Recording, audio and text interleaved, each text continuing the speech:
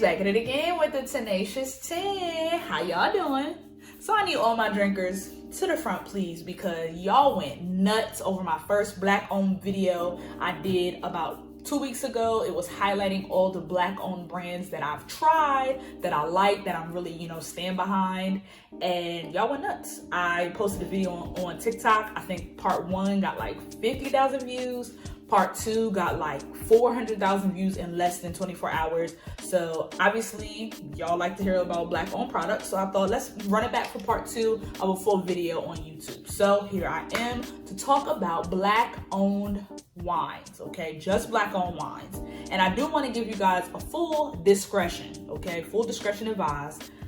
First of all, a lot of the wines that I'm about to talk about I've never had, and I'm going to be honest and tell y'all why I haven't had them. It may be out of my price range, it may be out of my taste profile, but we'll talk about it. And number 2, this video is not bashing any brands on why you shouldn't be drinking them. It's a highlight of Black-owned brands, okay? That seemed to be a topic like, oh, what about white-owned? And, why are you bringing down and talking about other people's stuff? No, we're not doing that. Because I drink everybody's stuff, okay? If it tastes good, I'm going to drink it. But I'm going to always highlight and educate my people and people that want to know what else is out there. Because a lot of people were saying, I never heard of this. This is dope. So that's why I'm here. But all that to the side, we're going to get it popping. We're going to start off with highlighting a few that I talked about in my last video. That's going to be the Mcbride Sisters. I talked about them in part 1. So if you're interested in like a champagne, a rosé, a red blend, I talked about them in part 1. If you haven't seen part 1, make sure you watch that and then watch this. Earl Stevens, I talked about that wine in part 1 as well. That's done by Mr. E40 himself. And the Brown Estate, I talked about that as a Black-owned company in part 1 as well. So don't think that I missed them, and I also don't want you guys to think that I'm trying to exclude any brands. There's just so many that, I gotta take my time to highlight the ones that I can find and the ones that I can do in 10, because this is the Tenacious 10, all right? So first up, we got Nicki Minaj's Mixed Moscato. The queen herself dropped this product in 2013. She's the owner. She is the brand ambassador. She is really got her hands all in the mix. This is her product. They have Moscatos, and they just added Sangria to the line as well. Now, I have not tried these because they are sweet. I'm not a Moscato drinker, but I heard they are fire, and if you like sweet wine, I would definitely try it. Next up, we have Domaine Curry. So Domaine Curry is actually created and owned by Sadell Curry and Ayesha Curry. So Sadell Curry is the sister of the Golden State Warriors Steph Curry and the now Brooklyn Nets Seth Curry, and she's dope. I've always kind of watched, her brand become a thing, and she wanted to make sure like, hey, yes, my brothers are successful, but baby, I'm successful too, which I love to see it. And then Ayesha Curry is the wife of Steph Curry. So they're a family brand, and these wines are apparently amazing. I have been trying to get my hands on one for the last year. I did see a bottle at Total Wine, and it was a little bit out of my price range at the time. It was about $100, but right now I've been unable to find it. So if y'all ladies watching, hook a sister up. Let me promote y'all brand. Let me be a brand ambassador. I got y'all. But this brand currently has a Cabernet and a Sauvignon Blanc. Like I said, I've never tried them, but I've heard they are absolutely amazing, and I'm excited to try them when I can find them, okay? That means it gotta be good if they can't keep them on the shelf. So shout out to y'all ladies. Working women, we love it. Y'all send the men off to do their little basketball thing, and we gonna drink some wine, and we gonna make some wine. We love to see it, all right? So next up, we got Mermosa. So Mermosa is actually created by a Black woman named Desiree Noisette. Hopefully I'm saying her name correctly, because I hate saying people's names wrong because they always say my name wrong. But she is Florida's first Black-owned brand. I've seen them before. I have not tried them because, again, it seems to be a little bit on the sweeter side, and I'm not really into sweet wines, but they're a carbonated white wine. They have a Blanc de Blanc and then one that's bubbles. They also have a rosé. They have some in a can. So they have a pretty big brand, and I've heard, again, they are amazing. I probably will be trying them when I see the cans, because usually canned wine doesn't get too sweet for me. So I'm excited to try those too. But shout out to Mermosa. Make sure y'all check those out. And shout out to Miss Desiree Noisette. We love her first Black-owned wine in Florida, okay? First Black-owned anything is an accomplishment. We love to see it. Next, we're going to be talking about Intercept. I keep calling it Interception, but it's called Intercept. This is done by Mr. Charles Woodson, who is a former football player.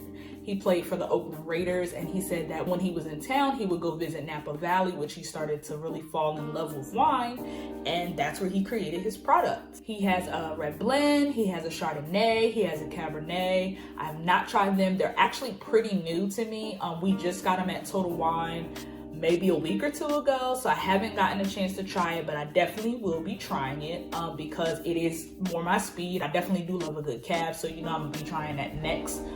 And I also had a lot of comments on TikTok about, you know, what do these black owned brands do for black people? And I felt like that was a valid question. Mr. Woodson, for this brand, he supports BIPOC people with getting wine education and becoming sommeliers, which I think is dope because I feel like the niche for sommeliers is pretty high, but the amount of people that are people of color, black people, indigenous people is very low. So I like that he's going to be helping people like myself to become a som. I'm not a sommelier yet, but I like that he is giving the opportunity to people through the purchases of his wine. So definitely check out Intercept. All right. Next up, we got Maison Noir. Now, this one was brought to my attention actually by my manager a while ago. It's the specific one that I saw was OPP. And I was like, oh, you know what, OPP? Yeah, you know me. If you don't know that song, you probably not old enough to be watching this video. But OPP, it stands for Other People's Pinot Noir. And I was like, oh, they gotta be black if they talk about OPP. And come to find out, the creator is a black man. His name is Andre Houston Mack. Again, hopefully I'm saying the name correctly. And he created wine because he fell in love with the wine industry, the wine brands. He has a various amount of Pinot Noir. He also has one called Knock on Wood Chardonnay, which I thought was really cool. His brand is out of Oregon. Oregon is the best place to do Pinot Noirs. Again, I haven't been able to find it. I saw it that one time that it was brought to my attention. I came back to grab it. It was gone. So we're gonna try to find that one. If it, like I said, if it's done in Oregon, it's fire because Pinot Noir and Oregon go together like peanut butter and jelly, all right? But shout out to the owner of Maison Noir.